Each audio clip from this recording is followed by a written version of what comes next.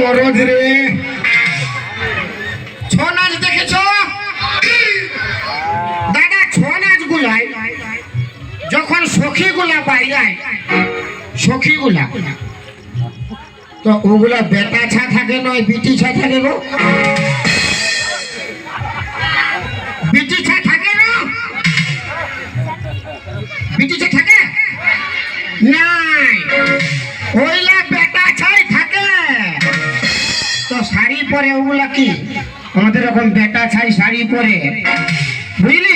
ওই টেরা রে রে রে রে রে রে টেরা রে কে করে?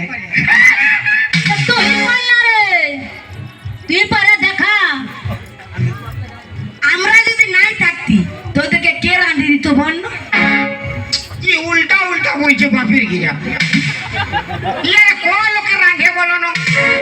রাঁধার বহুত দিমাগ দেখাইছে। আমরা নাই থাকলে কে রাঁধে দিবে? তো ঠিকই তো বলছি।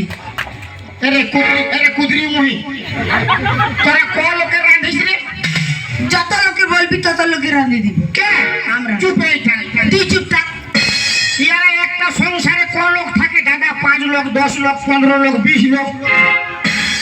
আর আমরা ভোজনা ঘরে, তো বিহা ঘরে, তো মুখে ভাত, তো কোন অর্কেস্ট্রা টিম আসছে তো হুয়ার ভাত, ওগুলো আমরাই করি।